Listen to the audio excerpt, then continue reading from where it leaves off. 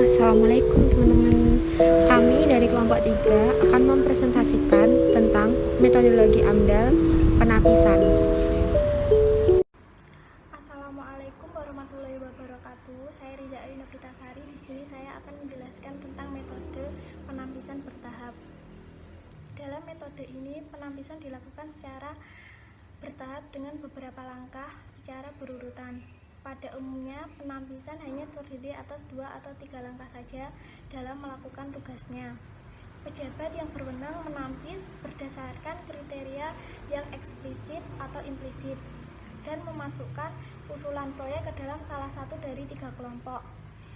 Kelompok pertama adalah proyek yang dari pengalaman dan literatur diketahui dengan tingkat kepercayaan yang tinggi, yaitu tidak ada keraguan akan menyebabkan dampak penting.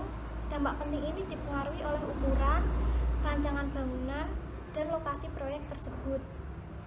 Kelompok kedua adalah proyek yang dari pengalaman dan literatur diketahui dengan tingkat kepercayaan yang tinggi tidak akan menyebabkan dampak penting. Kelompok ketiga adalah proyek yang meragukan apakah akan atau tidak akan menyebabkan dampak penting. Kelompok ini harus ditapis lebih lanjut untuk menentukan perlu atau tidak perlunya dilakukan AMDAL. Penilaian tingkat penting dampak dilakukan berdasarkan kriteria yang eksplisit dan implisit. Kriteria yang eksplisit dan jelas akan dapat memberikan hasil yang lebih konsisten daripada kriteria implisit. Hal ini mengingat nilai penting bersifat subjektif yang dipengaruhi oleh antara lain pengalaman, pengetahuan, dan pandangan hidup pejabat yang melakukan penilaian. Dalam konteks AMDAL, penentuan nilai penting bukanlah suatu aktivitas ilmiah murni, melainkan suatu keputusan pengelolaan dengan menggunakan informasi ilmiah yang tersedia dan dengan memperhatikan kondisi sosial, ekonomi, dan politik. Oleh karena itu, kehidupan kita tidak terisolasi dari dunia internasional. Kondisi sosial, ekonomi, dan politik internasional pun harus kita perhatikan, terutama karena kepedulian lingkungan merupakan masalah yang peka. Dasar pertimbangannya adalah biaya yang sering merupakan petunjuk tentang antara lain yang pertama, luasnya lahan proyek, 2 teknologi yang sering dipakai, 3 volume bahan baku, 4 produk, 5 limbah. Akan tetapi, penggunaan besarnya biaya sebagai nilai ambang dapat juga menyesatkan. Misalnya, industri dengan teknologi canggih memerlukan investasi yang tinggi, tetapi mempunyai dampak biofisik yang relatif kecil, walaupun dampak sosialnya dapat besar. Biaya yang tinggi dapat juga disebabkan oleh investasi dalam alat pencegahan pencemaran yang mahal. Nilai ambang yang digunakan adalah nilai ambang teknik antara lain 1. Besarnya fisik proyek dan volume. Nilai ambang teknik merupakan indikasi yang lebih baik daripada nilai ambang biaya. Namun di dalam praktek sering juga terdapat kesulitan sebab terjadinya dampak penting tidak hanya ditentukan oleh proyek. Contohnya, yang pertama spesifikasi bangunan, peralatan, dan lokasi yang melainkan juga oleh lokasi proyek menurut tata guna lahan antara lain wilayah industri, pemukiman, dan pertanian. Yang kedua, letak geografis antara lain daerah pantai dan pegunungan. Yang ketiga, daya dukung lingkungan antara lain karakteristik sebaran udara dan air. Yang keempat, pentahapan proyek antara lain konstruksi, operasi, dan modifikasi. Oleh karena itu, misalnya terjadi dampak kumulatif karena penempatan industri yang bangun efeknya dapat melampaui ambang batas daya dukung lingkungan walaupun sebenarnya jumlah limbahnya rendah. Sekian, terima kasih presentasi dari saya. Contoh fenomena metode 1 langkah. Rencana usaha dan atau kegiatan pertambangan mineral logam. Skala besaran 250.000 ton per tahun dan luas areal pertambangan 175 hektar atau skala UKL UPL. AMDAL atau UKL UPL Peraturan MENLH Nomor 5 Tahun 2013. AMDAL karena sebagian areal berada di dalam hutan lindung. Kewenangan atau Peraturan MENLH Nomor 8 Tahun 2013. Pusat lampiran 2 huruf E angka 1 Peraturan MENLH 8/2013. Selanjutnya, rencana usaha dan atau kegiatan jalan tambang. Skala atau besaran 3 km dengan luas pengadaan tanah seluas 30 hektar. AMDAL atau UKL UPL Peraturan MENLH Nomor 5 Tahun 2013 UKL UPL. Kewenangan atau Peraturan MENLH Nomor 8 Tahun 2013 Kabupaten.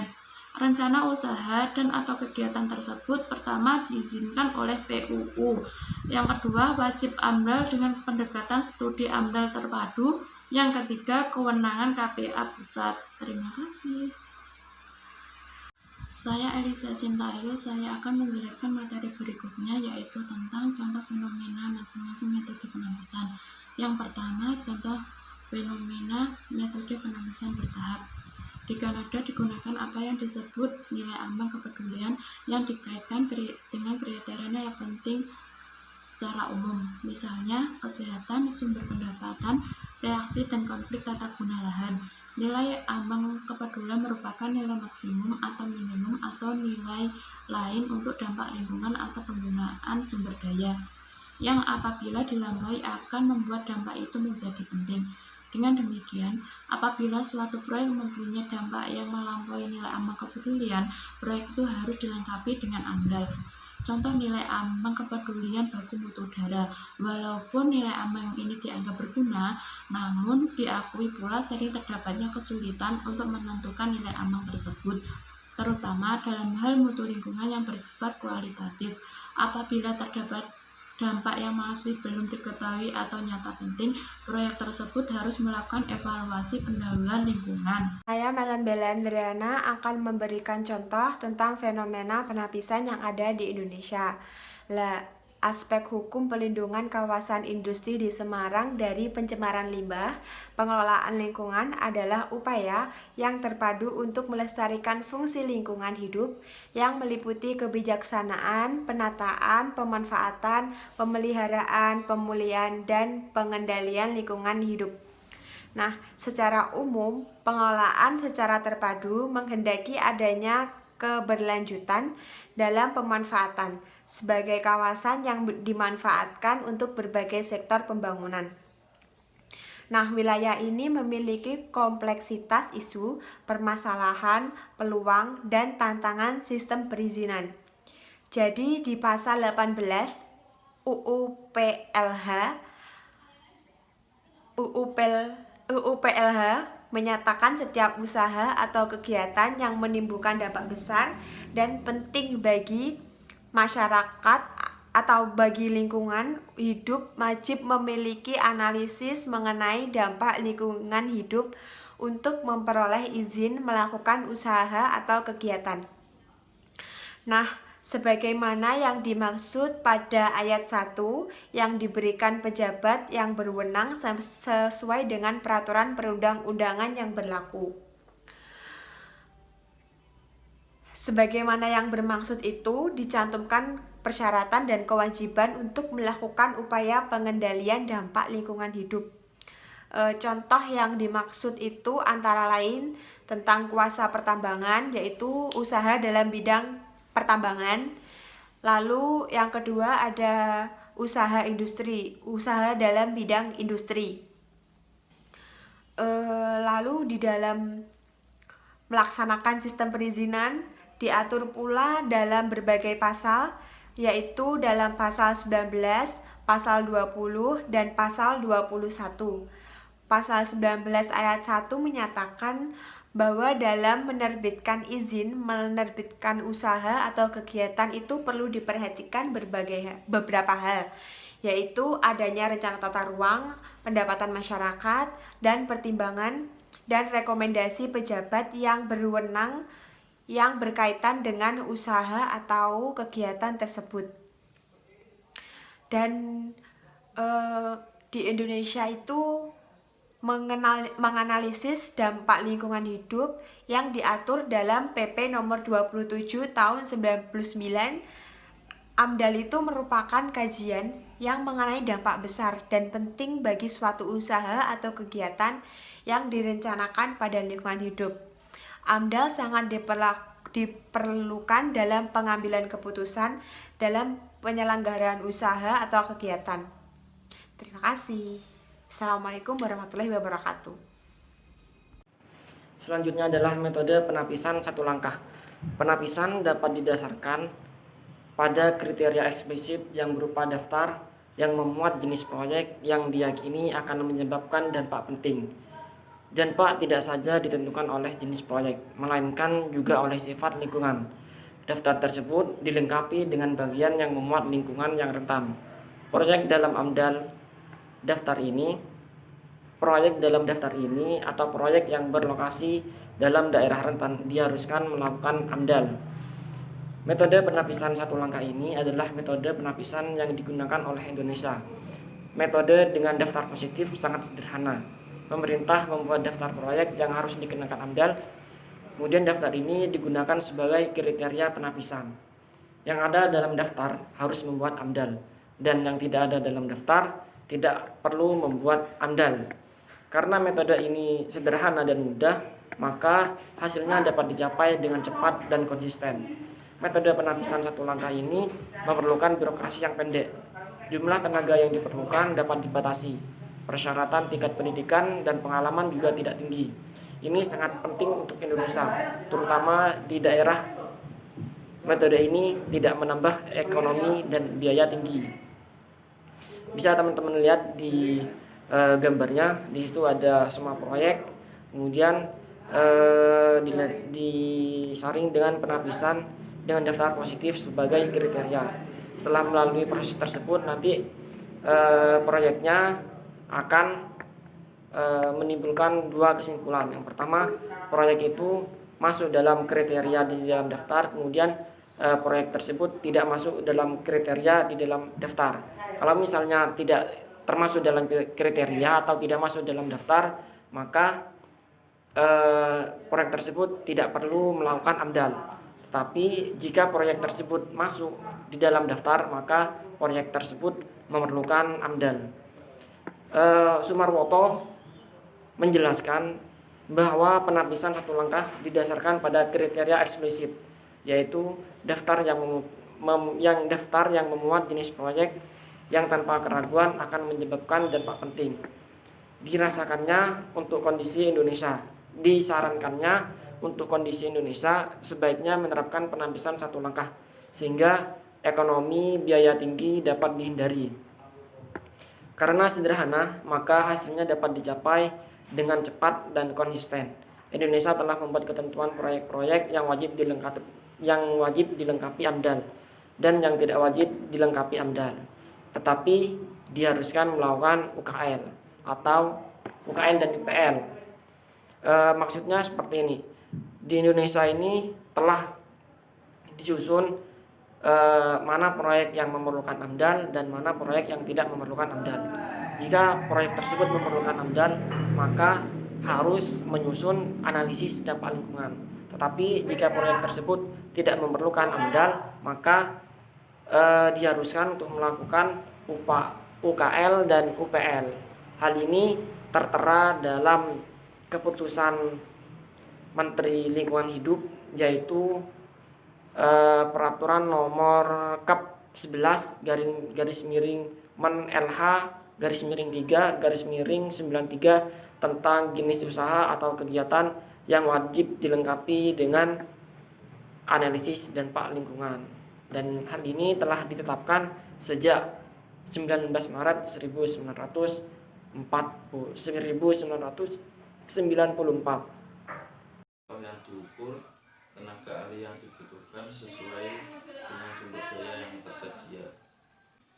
Langkah-langkah peningkupan selalu mengarah kepada dampak-dampak penting dan kegiatan-kegiatan yang potensial, dan selalu dengan proses pengambilan keputusan.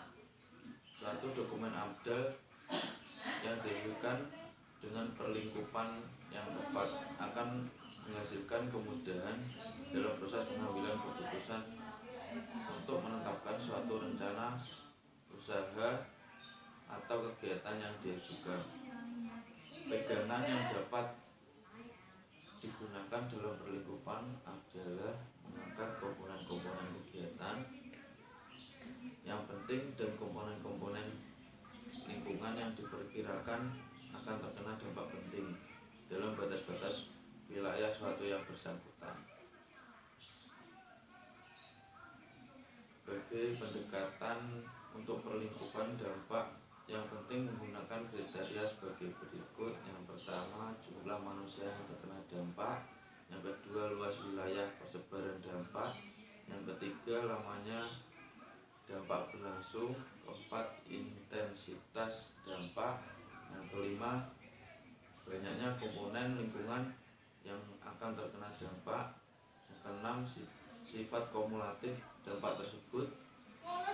Yang ketujuh, berbalik atau tidak berbaliknya suatu dampak.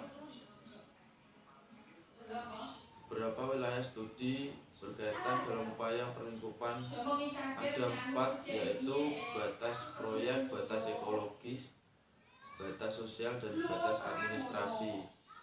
Dengan mengintegritas 4 batas wilayah tersebut disertai dengan pertimbangan keterbatasan sumber daya seperti waktu, dana, tenaga, tingkat penguasaan teknologi, dan metode pelaksanaannya, sehingga lazimnya penentuan wilayah studi berangkat dari batas proyek yang kemudian diperluas dengan batas ekologis, batas sosial, dan batas administrasi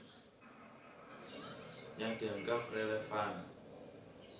Kompromi perluasan batas-batas ini menjadi pokok pembahasan pada sidang Komisi AMDAL yang menangani dengan proponen pada saat pembahasan kerangka acuan AMDAL proyek yang bersangkutan. Assalamualaikum warahmatullahi wabarakatuh. Perkenalkan, nama saya Kalvin Sukma Mahardika. Saya akan melanjutkan sebab ketiga, yaitu penampisan di Indonesia. Dalam menyusun dokumen AMDAL memerlukan beberapa langkah yang harus ditempuh agar mencapai hasil penyusunan yang memenuhi harapan. Penyajian dokumen AMDAL merupakan bentuk studi yang komprehensif mengenai pengaruh sebab akibat dari suatu rencana kegiatan atau usaha yang dapat menimbulkan dampak kepada komponen-komponen lingkungan seperti lokasi dan usaha, dilengkapi dengan rencana pengelolaan dan pemantauannya yang sangat mudah untuk membantu para pengambil keputusan untuk menetapkan suatu rencana kegiatan atau usaha yang mau dimulai.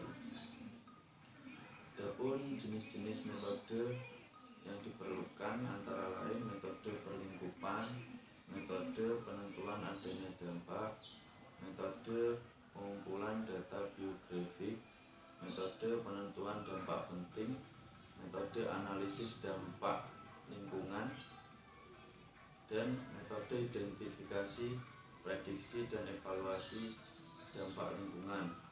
Dalam mempersiapkan penyusunan dokumen AMDAL, maka perlingkupan permasalahan dan mengidentifikasi dampak penting atau hipotesis yang terkait dengan suatu rencana usaha. Perlingkupan merupakan proses yang penting yang dituangkan dalam kerangka acuan AMDAL karena proses ini dapat menghasilkan hal-hal sebagai berikut. Yang pertama, dampak penting terhadap lingkungan yang dipandang relevan untuk ditelaah secara mendalam dalam studi AMDAL karena meniadakan hal-hal atau komponen lingkungan. Yang kedua, lingkup wilayah studi AMDAL berdasarkan beberapa pertimbangan seperti batas proyek, batas ekologis, batas sosial, dan batas administratif. Yang ketiga, kedalaman studi model antara lain mencakup metode yang digunakan, jumlah contoh. Sekian presentasi dari kelompok kami. Jika ada yang kurang jelas, bisa ditanyakan. Terima kasih.